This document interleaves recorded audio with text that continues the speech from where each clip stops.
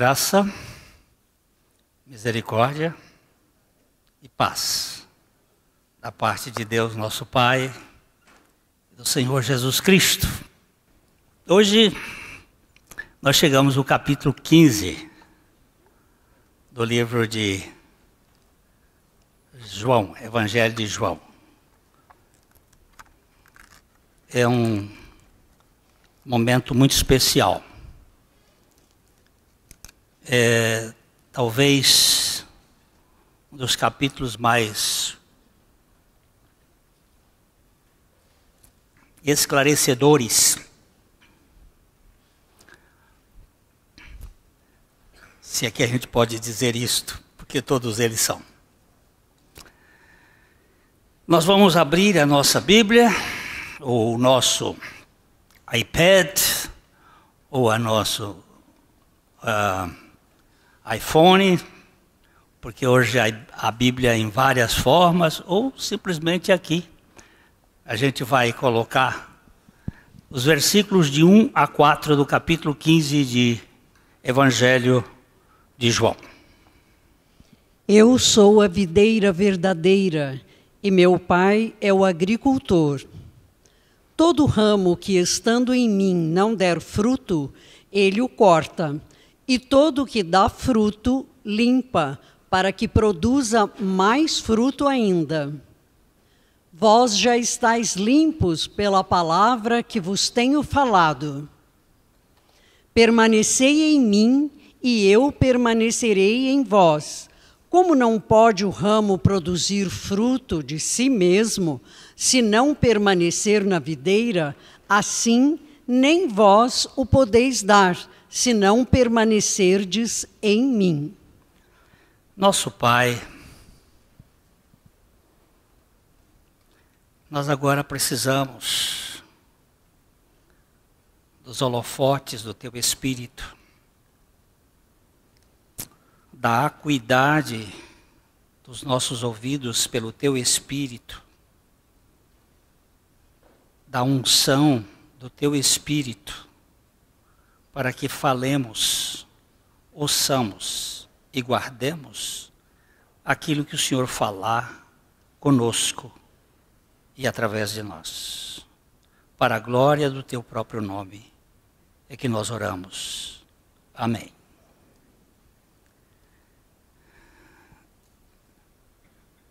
Por que será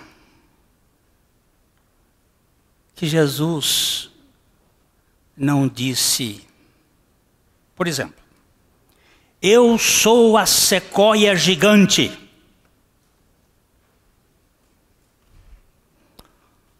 a mais alta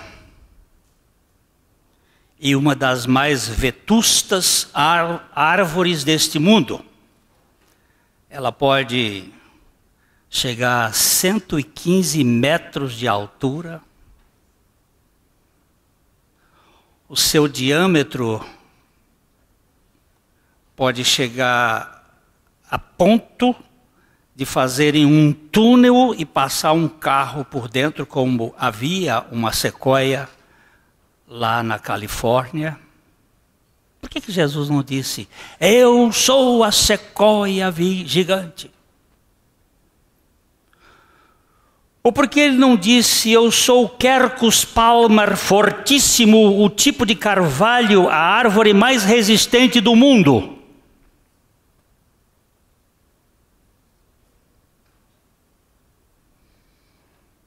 Por que Jesus não disse, eu sou o cedro, ou o cipreste, ou o sândalo do Líbano?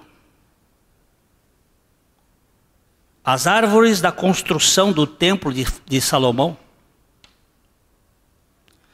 Por que Jesus não disse, eu sou o cajueiro de Pirangi, a árvore mais frondosa do mundo, ocupando 8.500 metros quadrados?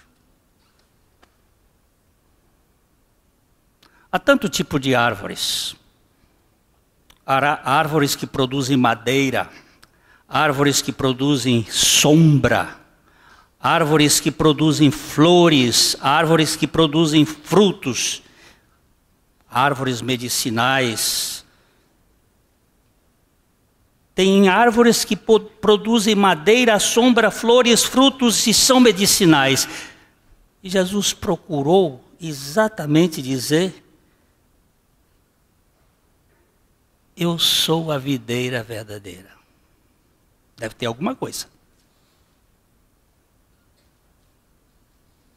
Deve ter alguma coisa nesse assunto aqui para ele escolher. Ele que criou todas as plantas no Éden, pinça no meio da fitologia algo assim extraordinário, que é pegar uma planta meio esquisita.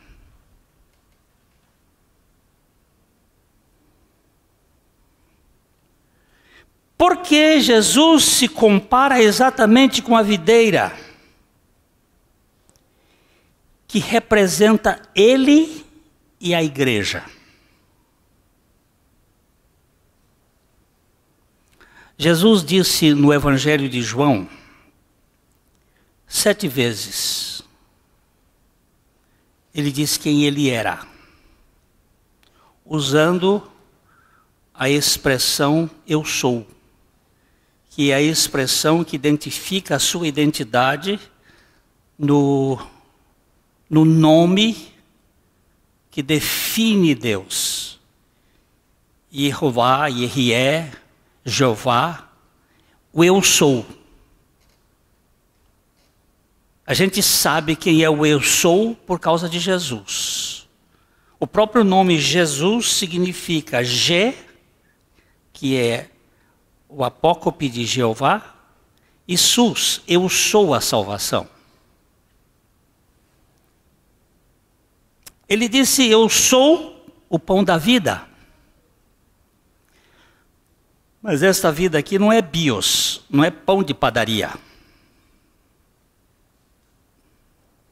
Nem é psique, nem é vida de alma. É a Zoe, é a vida do Espírito. Eu sou o alimento do Espírito. Eu sou o pão da vida. Ele disse, eu sou a luz do mundo. Quem me segue não andará em trevas, mas terá a luz da vida. Aí a vida também é a vida a Zoe. Ele diz, eu sou a porta das ovelhas. Eu sou o bom pastor. Eu sou a ressurreição e a vida. Eu sou o caminho, a verdade e a vida. Tudo isto ele disse no processo da sua revelação. E chega agora, no ponto culminante. Ele diz, eu sou a videira verdadeira. Alguns supõem que esse discurso foi proferido na sala onde Jesus instituiu a ceia do Senhor, e que, como havia feito o uso do vinho, Jesus aproveitou a ocasião para dizer, eu sou a videira verdadeira, e para dar a entender que o seu sangue era o verdadeiro vinho que daria força e alegria ao seu povo. Alguns acham que essa conversa, esse capítulo 15, foi feito na sala, no cenáculo, onde ele comeu a Páscoa e a ceia com os discípulos. Outros supõem que foi entregue no templo. Que Jesus, quando saiu dali, teria entrado no templo. O templo estava muito próximo da sala onde Jesus comeu a ceia com os seus discípulos.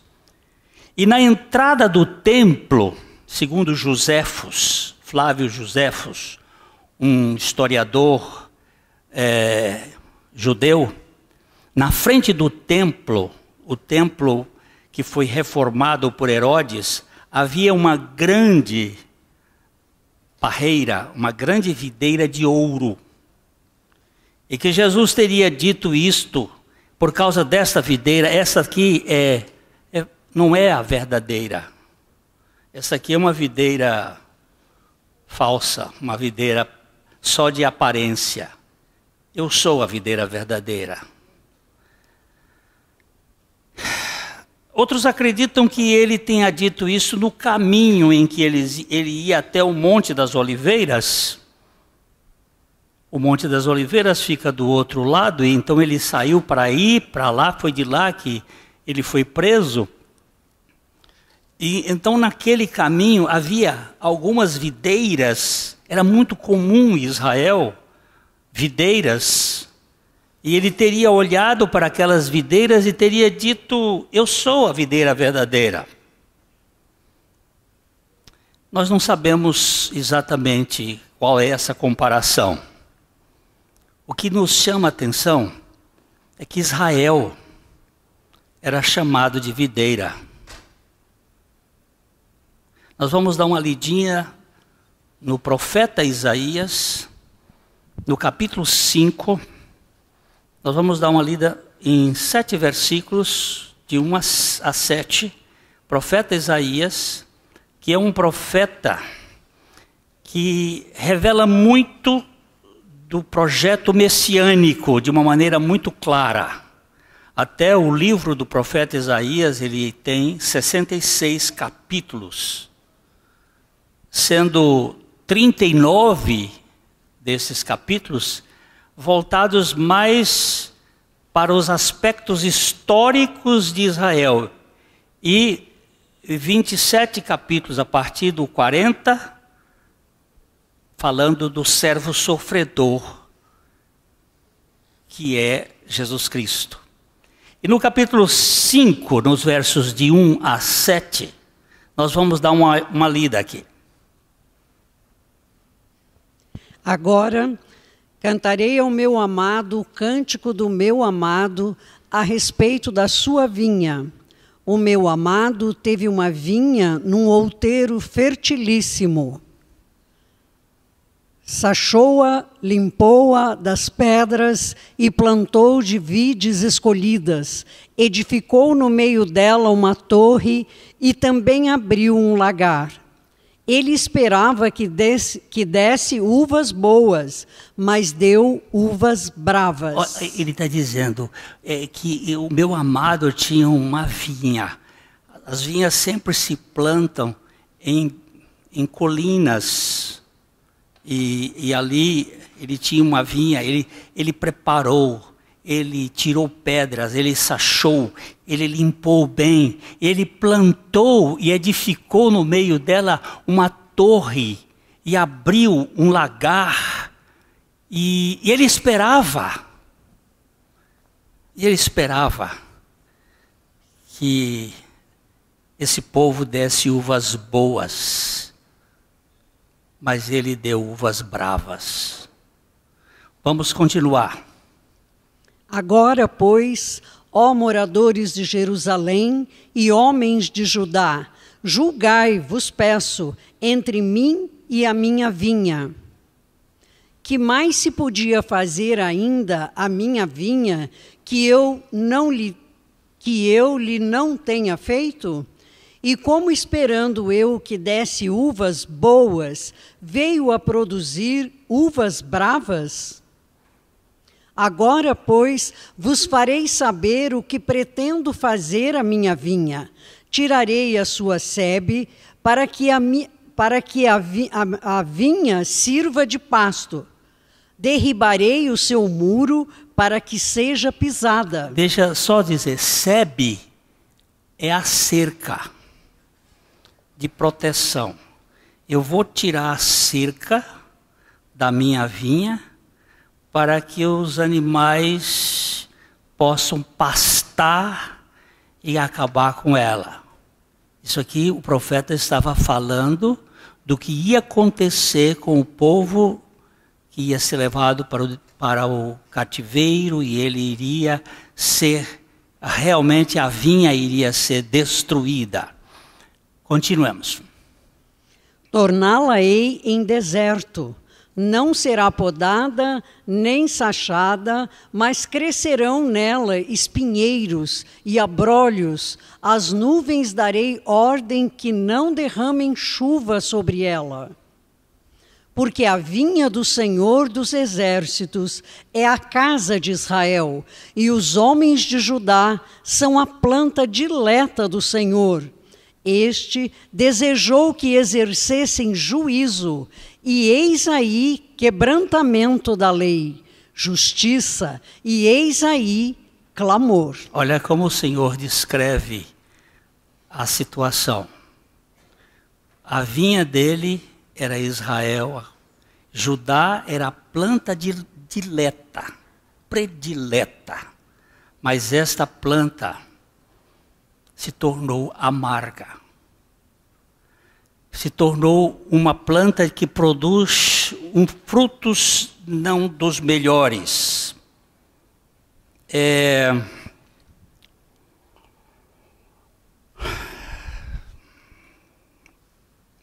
A primeira vide que nós temos notícia na literatura bíblica foi plantada por Noé.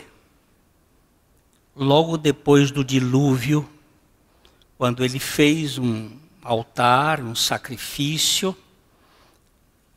Vamos dar uma olhada assim nesse capítulo 9 de Gênesis, no versículo 20.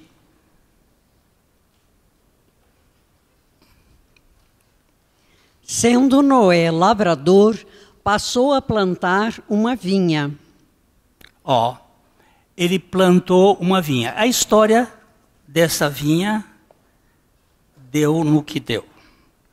Ele fez um vinho. Alguns acreditam que a fermentação só aparece depois do dilúvio e que aquilo ali gerou a fermentação daquele mosto. Ele tomou, se embriagou, e a palavra que diz que ele se pôs nu dentro da sua tenda é uma palavra diferente da nudez de uma pessoa. Significa que ele deve ter sido abusado pelo seu filho cão.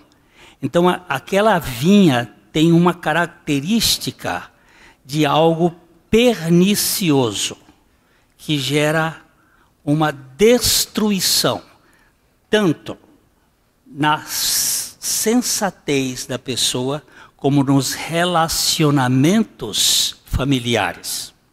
Mas ele promete, o Senhor promete, uma vinha diferente.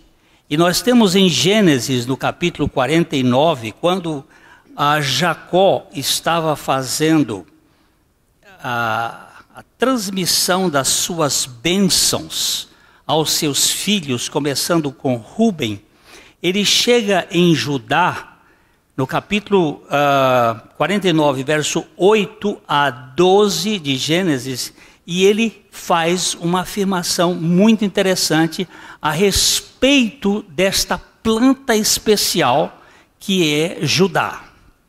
Judá, teus irmãos te louvarão, a tua mão estará sobre a cerviz de teus inimigos.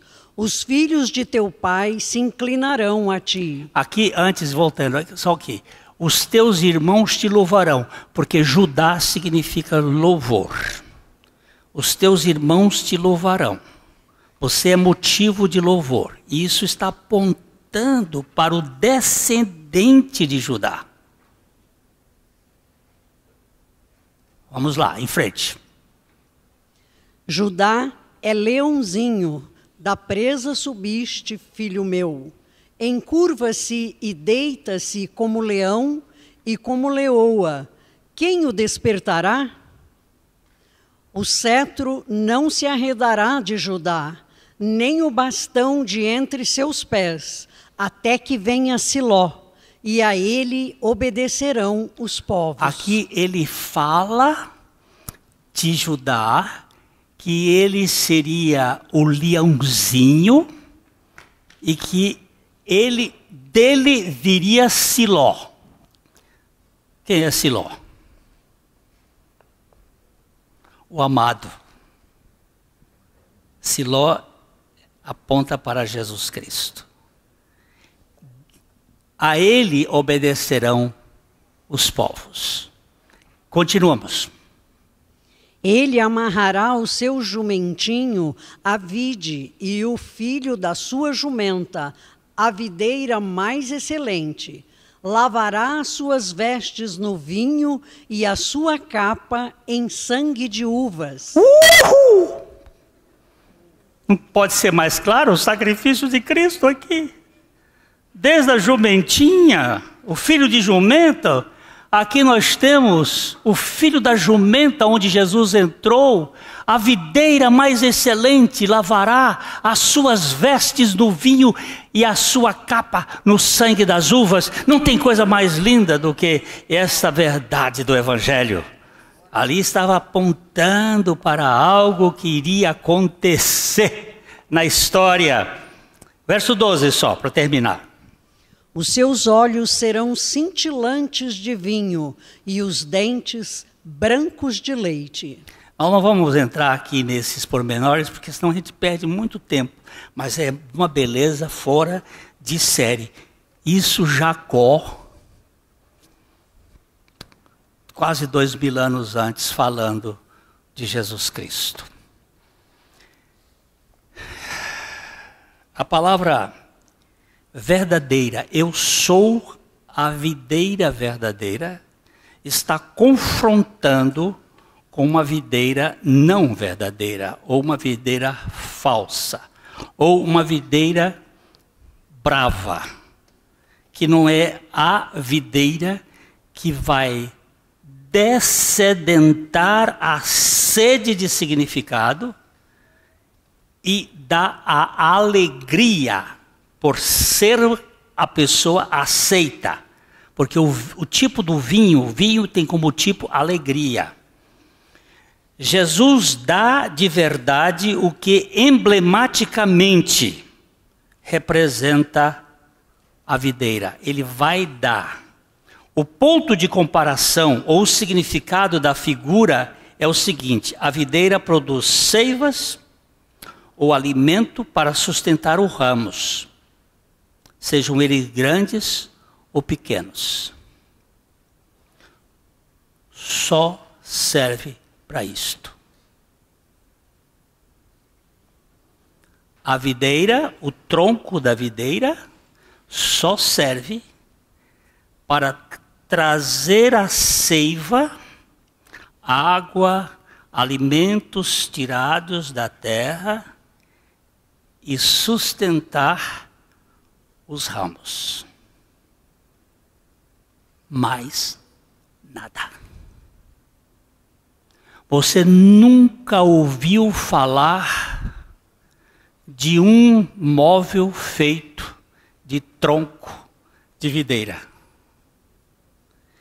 E nunca ouviu falar de carvão feito de videira.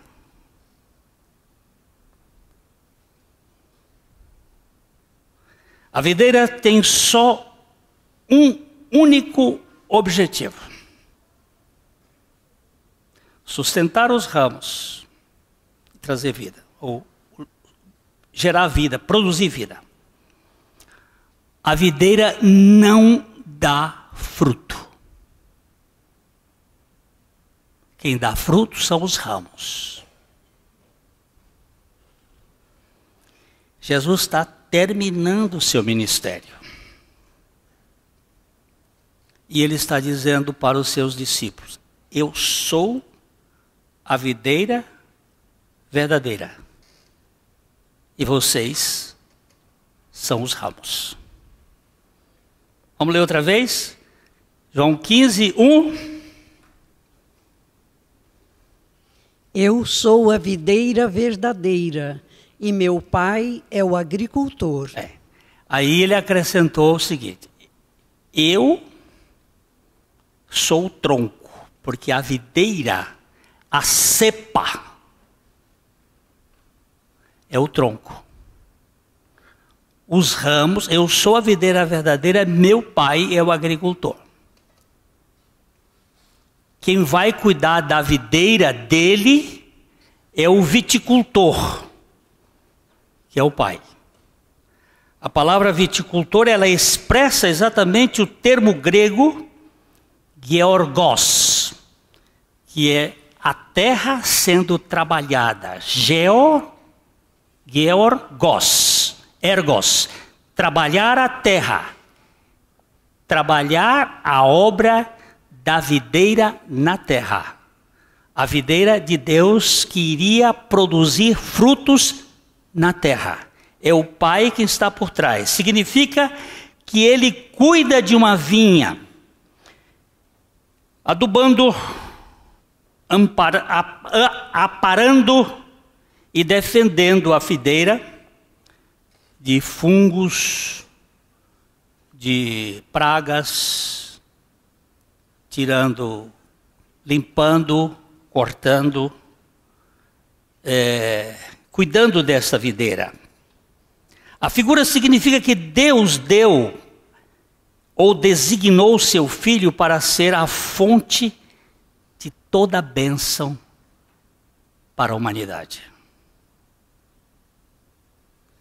Nenhum galho pode viver fora dele e ser frutífero no reino de Deus. Toda graça desce por meio dele. E Deus cuida de todos os ramos dessa videira. Isto é, de todos os que pela fé estão unidos a Cristo Jesus. Em Jesus e na igreja, o Pai tem o mais profundo interesse. E o seu objetivo é que sua igreja receba essas bênçãos e dê muito fruto. Versículo 2. Vamos olhar agora rapidinho o versículo 2. Todo ramo que estando em mim não der fruto, ele o corta, e todo que dá fruto, limpa, para que produza mais fruto ainda. Ele disse: eu sou a videira verdadeira, meu pai é o agricultor. Todo ramo ou qualquer ramo que estando em mim não der fruto, agora, anque opus hic labori est. Boa tradução do latim significa: aqui é onde a porca torce o rabo. Como é que um ramo estando nele não der fruto, não dá fruto? Como é que pode isto? Ele disse: todo ramo estando em mim não der fruto, ele o corta. E todo que dá fruto, limpa, para que produza mais fruto ainda. Eu sei que nós não vamos chegar no capítulo 4, do versículo 4 hoje. Porque já foram quase 30 minutos e eu não cheguei nem num terço do assunto. Mas a gente vai. Olha aqui. Nós estamos diante de um problema. A videira só serve de verdade para dar fruto, mas através dos ramos. O que significa estando em mim não der fruto? Estando em mim não der fruto. As opiniões divergem quanto ao que entendem por ramo nele sem fruto. A primeira opinião, alguns pensam que este é um falso mestre, um falso pastor, um falso professor, um falso pregador, um falso profeta que diz estar nele, que finge ser cristão, mas nunca foi realmente unido a Cristo pela fé. Essa é uma opinião de alguns estudiosos. Eu estou catalogando aqui o que a gente procurou estudar desses assuntos, porque é um assunto que exige um pouco de cautela. Todo o ramo em mim que não der fruto. Nós sabemos que nós estamos em Cristo, e se estamos em Cristo, nós somos novas criaturas. Se alguém está em Cristo, é a mesma preposição, é uma nova criação ou criatura. As coisas velhas já passaram, eis que tudo foi feito novo. Como é que alguém que está em Cristo não produz fruto? A segunda opinião, eles pensam que é um verdadeiro cristão que perde a salvação por não ter dado fruto. Aqui a coisa fica pior ainda. Sabe por quê? Isso claramente é impossível, porque contradiz grande parte dos textos bíblicos, das passagens que o próprio Senhor Jesus Cristo ensinou. Não dá para chegar a essa conclusão, porque o Senhor, e nós vamos mais para frente, lá no versículo 5, lá, acho que no mês que vem, não sei, falar sobre este tema, que é um tema muito denso, que ele diz que ninguém pode sair das mãos dele, ninguém pode se perder dele. Não tem jeito. Então, essa ideia aqui é claramente impossível. Olha, eu tenho 3 filhos. Eu posso deserdá-los, também eles não vão perder muita coisa. Eu posso expulsá-los. Não quero mais saber nada com eles. Mas eu não posso desfiliá-los. Eu não posso desmanchar a filiação, porque eles contêm a minha genética. Eu posso ficar bravo com eles e dizer, não quero nada com vocês. Mas não dá para desfazer a filiação. Eles são meus filhos e sê-lo-ão até o fim. Agora, e com Deus? Você tem ou não tem a genética de Deus? Se você foi gerado, se você está em Cristo, você tem a natureza divina. E isso não pode ser desfeito. Porque Ele nos deu a vida eterna. Não foi uma vida que tem tempo de validade. É uma vida eterna.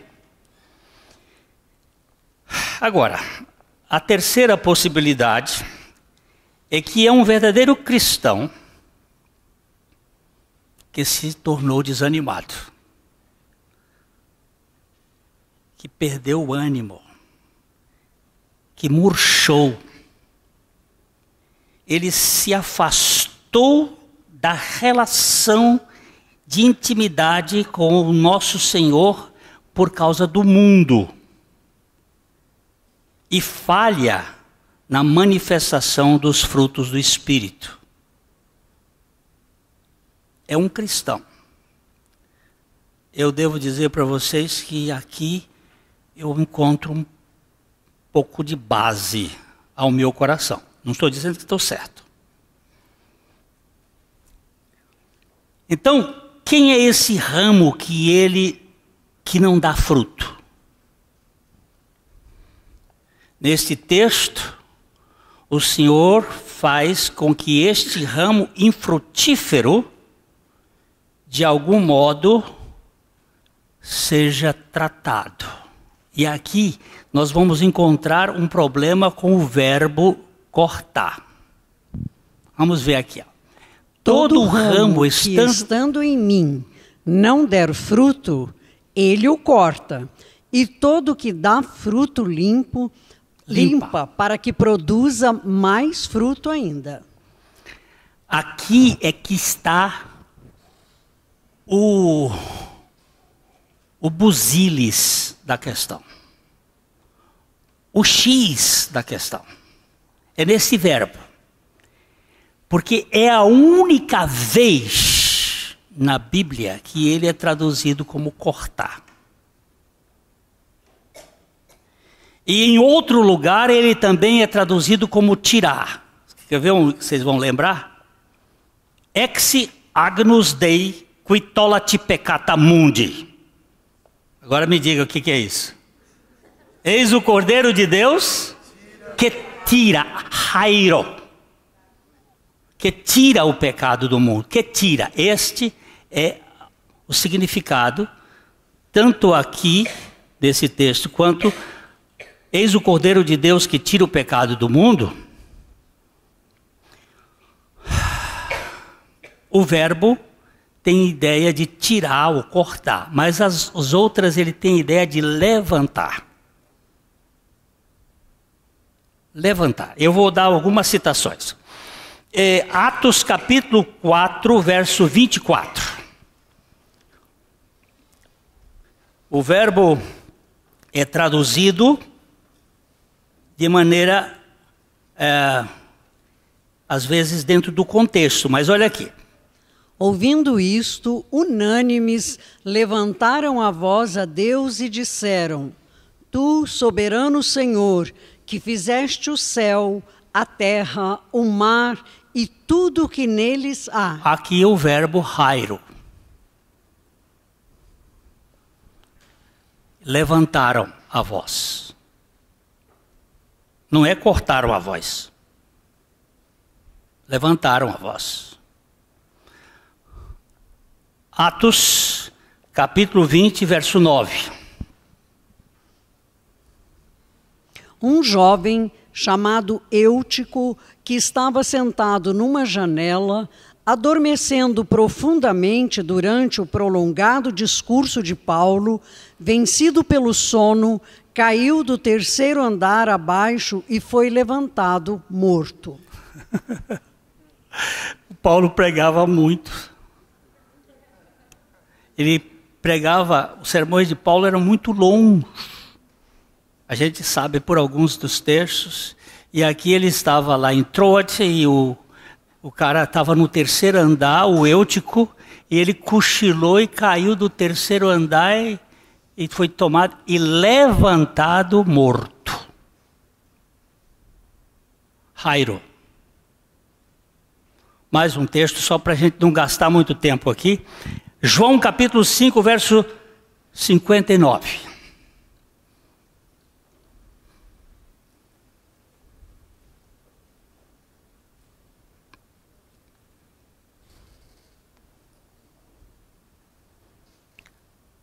Capítulos, João 5, 59, não tem na... perdão, 8, 59. Eu disse 5? É cabeça de velho. Então pegaram em pedras para atirarem nele, mas Jesus se ocultou e saiu do templo. Não é pegaram em pedra, é levantaram as pedras para jogarem nele.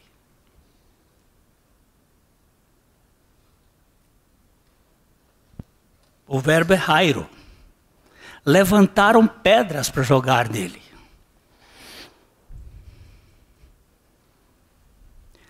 Agora, é cortar ou é levantar? O viticultor levanta o ramo caído para que produza frutos. Você sabe que, de um modo geral, as parreiras têm ou treliças, ou como é que chama isso aqui por cima?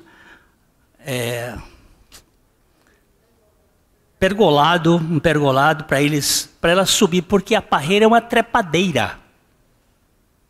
Ela é uma trepadeira.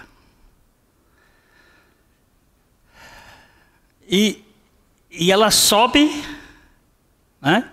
E ele está dizendo o seguinte: o ramo, quando ele cai, ele precisa ser levantado, porque ele está nele.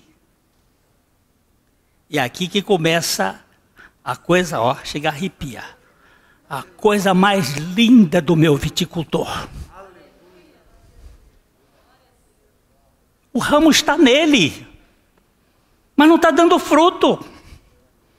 Ele precisa trabalhar com este ramo. Vamos voltar lá no versículo. Todo ramo que estando em mim não der fruto, ele o corta. E todo o que dá fruto limpa, para que produza mais fruto ainda. Ó, todo ramo estando em mim que não der fruto, ele levanta. Ele ergue. Ele suspende. Para quê? Para receber sol e vento. Porque a planta precisa tanto do sol quanto do vento.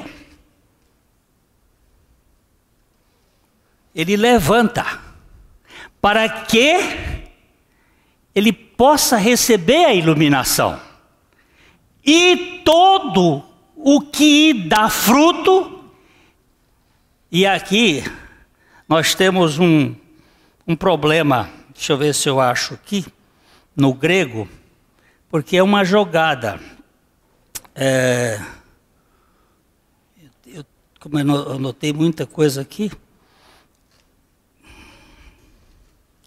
deixa eu só ter uma paciênciazinha com o velho. Ele usa aqui, ó. Todo o ramo estando em mim não der fruto, o verbo é hairo. E todo o que dá fruto, limpa. O limpa é kathahairo. É como se fosse uma espécie de trocadilho. Hairo e takahairo. Kathahairo. Ele vai limpar, podar. Eu garanto para vocês que eu vou um dia desses trazer um trabalho sobre poda de videira. Que trabalho lindo que é o viticultor. Ele tem um cuidado. Porque ele tem que... A videira, ela é podada 2 vezes. Ela é podada na dormência e quando está verde, quando ela está crescendo. Na dormência, ele tem que cortar aqueles ramos que ficaram infrutíferos, que não foram bem. Ele vai cortando, vai podando. E depois que a videira já tem folhas, ele vai tirar folhas, ele vai esvaziar os cachos para que haja uma produção adequada e melhor condição de produzir o vinho. É um trabalho maravilhoso que o viticultor faz. Ele está dizendo, aquele que não dá fruto, ele levanta. E aquele que dá fruto, ele poda. Ele limpa. Como uma vinha não tem valor a menos que dê frutos, tanto para a subsistência das pessoas, como para o seu deleite, o princípio cristão não teria valor a menos que o cristão vivesse para que outras pessoas sejam salvas e bem-aventuradas, pelo exemplo e pelo labor, para que o mundo possa ser levado a Cristo através da obra da cruz. Não tem razão de ser se eu não produzir fruto. Não tem razão. Então levantar seria o ministério positivo de Deus, de encorajar, para que o ramo frutifique, tornando mais fácil para obter a luminosidade, com cuidados especiais, e ser frutífero. O ramo que dá fruto é o cristão que está crescendo mais e mais na comunhão com o Senhor. A videira deve ser limpa, limpa de insetos, de mofo, de fungos. E o cristão deve ser limpo das coisas mundanas que se apegam a ele. Ele tem que ser limpo. Quem vai fazer isto é o Pai. Cada um que é verdadeiramente seguidor de Cristo, que está unido a Cristo pela fé, que é verdadeiramente deriva dele a graça e a força como ramo da videira, este ramo vai ser podado pelo Senhor. E Deus muitas vezes, Ele tira de nós os nossos ídolos. As coisinhas que nós nos apegamos deste mundo.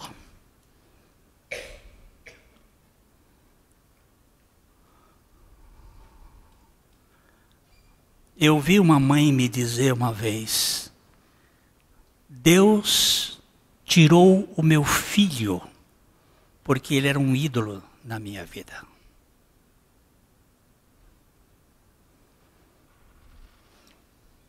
Ouvi um testemunho recente de uma família que está no limiar do nada, perdendo tudo. Pero o homem está profundamente agarrado com Deus e vivendo para a glória de Deus. Foi preciso chegar no fim do poço. A nossa estupidez, muitas vezes, a nossa arrogância, a nossa petulância, a nossa soberba, de não querer ser trabalhado por Deus, mas você está em Cristo, o Senhor vai meter a poda em você. Não brinque com esse assunto, porque o assunto é sério. Ele vai fazer em mim. Ele está fazendo em mim. Tirando coisas das quais eu dava valor.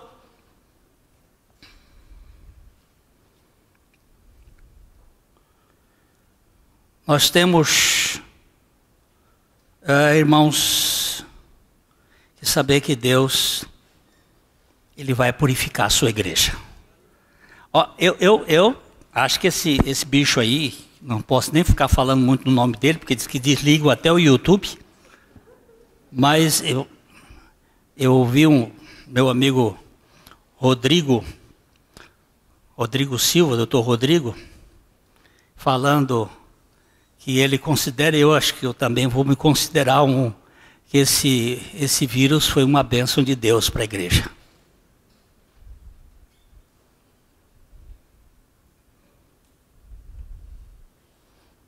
Presta atenção. Vocês estão pensando que Deus está por fora, mas Ele é soberano. Quando os irmãos de José fizeram mal para José, tentando fazer o mal para José, ele chegou para eles depois e disse assim: meus irmãos, não fiquem tristes, porque os irmãos ficaram apavorados quando ele se revelou, porque não foi vocês que fizeram isto. O mal que vocês fizeram para mim, Deus transformou em bênção.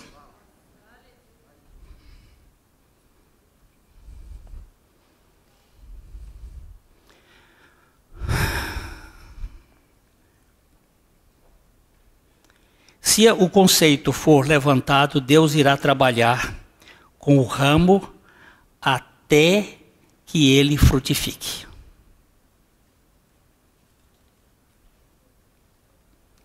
Ele limpa, ele poda e ele limpa podando. Kathairo. Ele vai deixar esta vida cada dia mais purificada.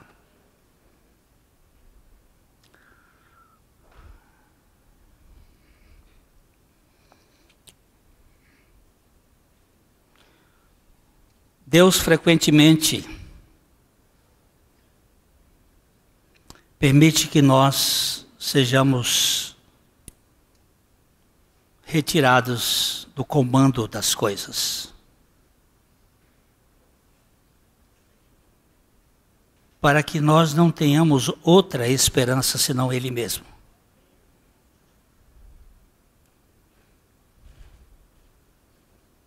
Ele vai fazer isto. Toda planta que o Pai Celestial não plantou será arrancada. Mas a que Ele plantou, Ele vai cuidar dela. O ramo estando será frutífero. Eu vou só terminar hoje aqui, qual é o agente de purificação. Vamos ver o versículo 3. Eu não chego o 4, mas o 3 eu quero parar aqui. O versículo 3. Vós já estáis limpos pela palavra que vos tenho falado. A foice. A tesoura. Vós já estáis limpos pela palavra que eu vos tenho falado. No capítulo 13, no versículo 10, ele falando dessa mesma purificação, dessa mesma limpeza, ele diz que nem todos estavam limpos. Declarou-lhe Jesus: quem já se banhou não necessita de lavar senão os pés. Quanto ao mais, está todo limpo. Ora, vós estáis limpos, mas não todos. Isso ele estava falando porque Judas estava no meio deles. Vós já estáis limpos, mas não todos. A pergunta que eu vou fazer aqui para você: você já está limpo? Você já recebeu Jesus como Senhor da sua vida? Nós não fazemos apelo para nenhuma pessoa, mas o Espírito Santo levanta essa questão na sua vida. Eu não estou perguntando se você está na igreja. Tem muita gente na igreja, mas não está na videira. Ele está entre os irmãos, mas ele não está enxertado na videira. E como é que alguém pode estar enxertado na videira? Primeiro, Cristo nos atraiu a Ele. Quando? Lá na cruz. Ele nos incluiu nele. Para quê? Para desmanchar Adão que estava em nós. Nós nascemos portadores de uma natureza adâmica, de um velho homem, servo do pecado. E este velho homem, servo do pecado, precisa ser crucificado. Nós estamos em Cristo porque Cristo nos atraiu a Ele.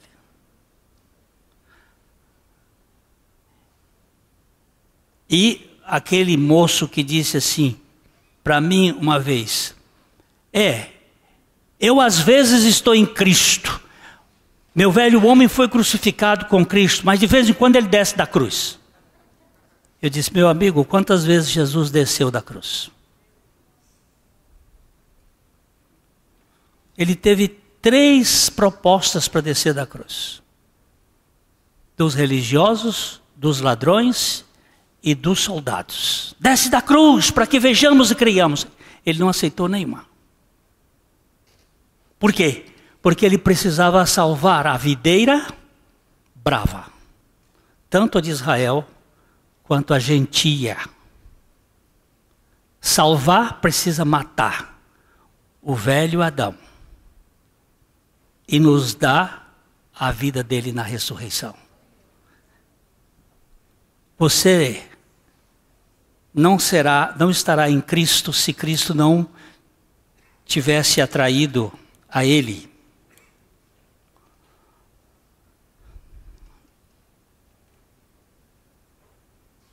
A sua palavra é o lugar que nos dá segurança. Onde é que você encontra isso? Na palavra. É na palavra. Eu não sinto, eu não entendo. Terminando. Eu estava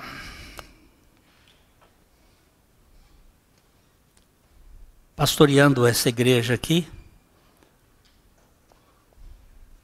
74, 75,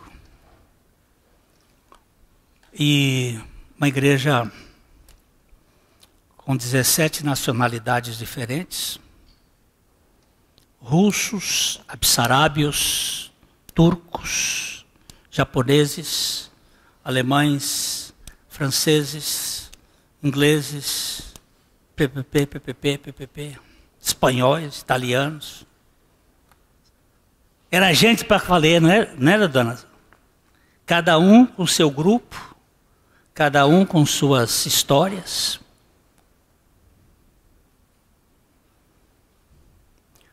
Dois anos de pastorado, 2 úlceras.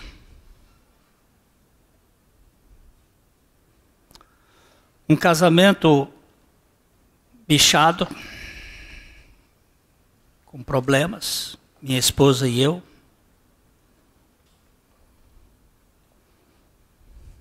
Sem saber o que fazer, religião na cabeça, para me fazer um grande hipócrita,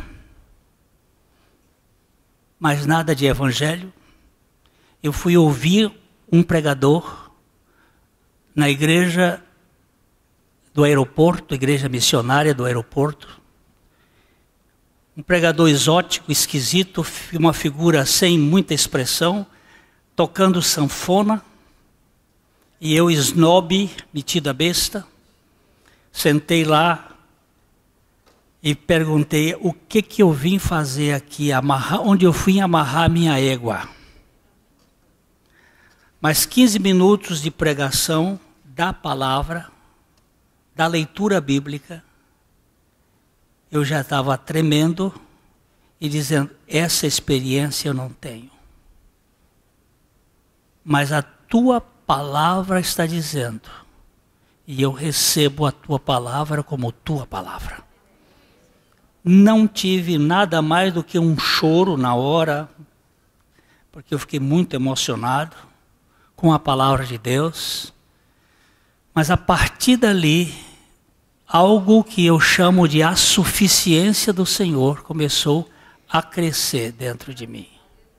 E essa suficiência é enxertar o ramo na videira. Ele é a nossa suficiência. Não é uma experiência estática, de êxtase. É uma experiência de suficiência. É Cristo vivendo em nós. Eu sou a videira. Vocês são os ramos. Se você estiver em mim e não der fruto, o viticultor vai levantar você. E isso tem custo. Isso tem custo. Deixa eu terminar aqui, ia dizendo assim, eu vou dizer só umas coisinhas mais, bem rápidas. Isso faz parte do meu livro, A Festa do Contentamento. Jesus aponta aqui nesta metáfora uma unidade inseparável que existe entre o tronco e os ramos. Pois nem os ramos podem permanecer sem o tronco, nem o tronco pode viver sem os ramos. Olha só, isso é profundo. Se você cortar os ramos e não brotar mais, o tronco se seca. Os ramos separados do tronco secam e morrem, e o tronco sem os ramos não produz folhas, nem dá frutos, e consequentemente acaba morrendo. A integração orgânica entre os dois elementos é fundamental para o desenvolvimento da planta como um todo. A importância do caule da videira é a sustentação dos ramos e a transmissão da vida e da seiva. O caule da videira não produz frutos, mas suporta os sarmentos para que estes produzam frutos. A videira verdadeira sustenta os seus ramos e os capacita a frutificarem. O tronco da videira não serve para outra coisa qualquer, senão para o suporte dos ramos, bem como o transporte da seiva. Nunca ouvi falar que tenha sido feito um móvel de madeira de vide, nem carvão extraído de seu lenho. Isso me faz indagar, por que Jesus se identifica exatamente com o caule desta planta? Que semelhança existe entre o tronco da vide e a pessoa de Jesus? Seu tronco, não há ramos, sem o tronco, não há ramos, e sem os ramos, não há fruto. Não há igreja sem Cristo. A igreja sem Cristo perde o viço e fenece, mas Cristo sem a igreja é tronco seco, sem fruto. Não há ramo produtivo fora da videira. Também não pode haver videira fértil e fecunda sem ramos. Hoje, Cristo sem a igreja é um contrassenso. Uma organização eclesiástica pode existir sem a vida de Cristo, mas Cristo não se manifesta no mundo atual sem a realidade espiritual da igreja. Isso não é arrogância, é uma posição definida pelo próprio Senhor. Foi Ele quem determinou esse elo de intercâmbio. Eu sou a videira e vós os ramos. Cristo é a videira. Nós somos os ramos em perfeito correlacionamento. Glória a Deus, porque eu sou parte de Cristo. Aleluia.